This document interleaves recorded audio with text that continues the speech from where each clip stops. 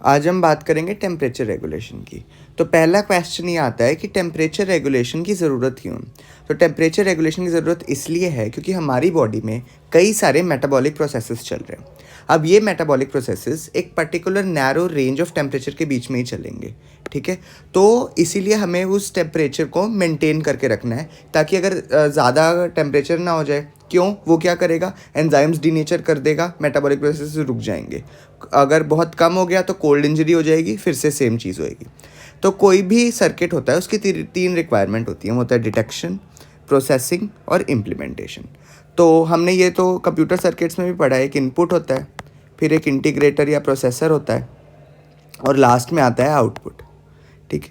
तो जो temperature regulation का सर्किट है इसके भी यही तीन कंपोनेंट है, इनपुट, इंटीग्रेटर और आउटपुट। तो हमारे पास इनपुट कहाँ से जाएगा, रिसेप्टर से जाएगा। तो रिसेप्टर कौन से होते हैं, थर्मोसेंसिटिव एरियाज़ के। कहाँ कहाँ पे लोकेटेड होंगे, स्किन पे लोकेटेड होंगे, प्री ऑप्टिक और एंटीरियर रीजन ऑफ हाइपोथैलेमस में होंगे। ये मेन रिसेप्टर्स हो गए। इसके अलावा एडिशनल कहाँ कहाँ पे होंगे, मिड ब्रेन, ब्रेन स्टेम और स्पाइनल कॉर्ड में। फिर अब ये थर्मोसेंसिटिव एरियाज़ ने बता दिया टेम्परेचर के बारे में।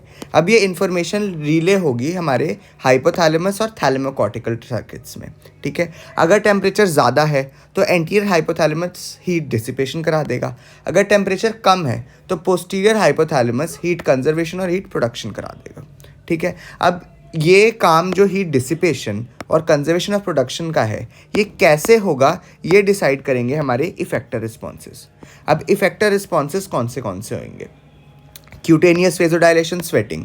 क्यूटेनियस वेजोडाइलेशन क्या करेगा, ब्लड फ्लो अगर पेरिफेरी में बढ़ गया या स्किन के आसपास बढ़ गया तो क्या होगा, ज़्यादा से ज़्यादा हीट रिलीज़ होगी, तो हीट डिसिपेशन होगा।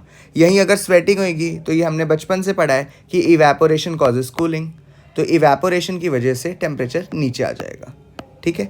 अब हम बात करते हैं हीट कंजर्वेशन की। हीट कंजर्वेशन में क्या होगा, हीट वेसोकंस्ट्रिक्शन, एग्जैक्ट इसके ऑपोजिट इफेक्ट, ठीक है। कम ब्लड गया तो कम ब्लड ने हीट रिलीज करी, तो हीट कंजर्व हो गई।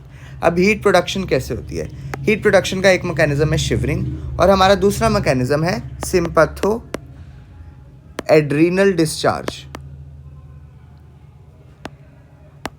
ठीक है। तो ये क्या है, सिंपैथेटिक नर्वस सिस्टम और एड्रीनल्स, कैटाकोलामाइंस जो रिलीज करते हैं, उसका जो डिस्चार्ज है वो बढ़ गया।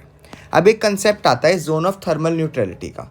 जोन ऑफ थर्मल न्यूट्रलिटी क्या है, ये आपको जो बीच में थर्मो न्यूट्रल जोन दिख रहा है, ये एक नैरो रेंज ऑफ टेम्परेचर है, एम्बिएंट टेम्परेचर मतलब बाहरी टेम्परेचर, जिसके बीच में जो हमारी बॉडी है वो अपना कोर टेम्परेचर जो है वो मेंटेन कर सकती है प्योरली बाय फिजिकल प्रोसेसेस।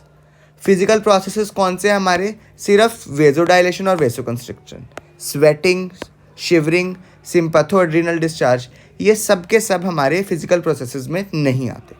अब हमें इंडिविजुअल पता चल गया कि ये थर्मोसेंसिटिव एरियाज़ हैं, ये प्रोसेसर्स हैं, ये इफेक्टर्स हैं। अब साइंटिस्ट ने सबको इंटीग्रेट किया एक मॉडल में, क्लासिकल मॉडल।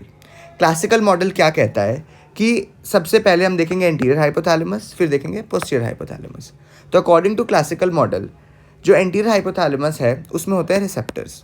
वो क्या करेंगे, उसके पास जो ब्लड आ रहा है उस पर देखेंगे कि भाई तेरा टेम्परेचर क्या है। अगर उन्हें डिटेक्ट किया टेम्परेचर ज़्यादा है, ठीक है। अब ये ज़्यादा कैसे डिटेक्ट होगा, तो हमारे जो सेट पॉइंट होता है हाइपोथैलेमस में, ठीक है। अब ये जो सेट पॉइंट है, ये बेसिकली जो टेम्परेचर सेट पॉइंट का होएगा, बॉडी चाहेगी कि वो टेम्परेचर, बॉडी का टेम्परेचर इस सेट पॉइंट के इक्वल हो जाए, ठीक है। तो टेम्परेचर बॉडी ने देखा कि लेट्स से 38 डिग्री सेल्सियस हो गया, ठीक है। अब 38 डिग्री सेल्सियस हो गया बॉडी का टेम्परेचर, सेट पॉइंट का टेम्परेचर अभी भी 37 डिग्री सेल्सियस है। तो बॉडी सेट पॉइंट से जैसे ही कंपेयर करेगी कि भाई ये तो टेम्परेचर हमारा बढ़ गया है, तो वो क्या करवा देगा, क्यूटेनियस वेजोडाइलेशन। तो क्या होगा, हीट डिसिपेशन। अब आता है रोल पोस्टीरियर हाइपोथैलेमस का। अब पोस्टीरियर हाइपोथैलेमस के अपने पास कोई रिसेप्टर नहीं है, वो रिलाई करता है हमारे स्किन और पेरिफेरी के रिसेप्टर्स पे। तो peripheral temperature receptors posterior hypothalamus के पास सिग्नल भेजेंगे। पोस्टीरियर हाइपोथैलेमस भी काम वही करेगा, सेट पॉइंट से कंपेयर करेगा। अगर टेम्परेचर हो गया कम तो यह क्या करवाएगा, क्यूटेनियस वेसोकंस्ट्रिक्शन और सिंपैथो एड्रीनल डिस्चार्ज बढ़ा देगा, जिससे क्या होंगे, कैटाकोलामाइंस रिलीज। हमें पता है कैटाकोलामाइंस क्या करेंगे, बीएमआर को कर देंगे इंक्रीज, ठीक है।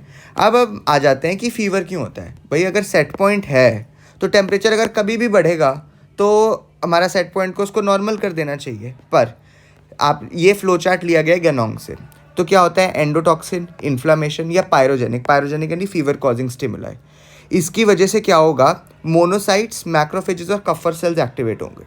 ठीक है, वो क्या करेंगे, साइटोकाइन रिलीज, और ये कहाँ जाएंगे, हाइपोथैलेमस के प्री ऑप्टिक एरिया में। यहाँ से रिलीज होंगे प्रोस्टाग्लैंडिन्स जो कि वो सेट पॉइंट को ही ऑल्टर कर देंगे। अगर अब आप सोचो कि लेट्स से पहले सेट पॉइंट 37 डिग्री सेल्सियस था, अभी ऑल्टर होकर 37.5 डिग्री सेल्सियस हो गया, तो बॉडी क्या चाहेगी कि इसी टेम्परेचर पे आपकी बॉडी आ जाए।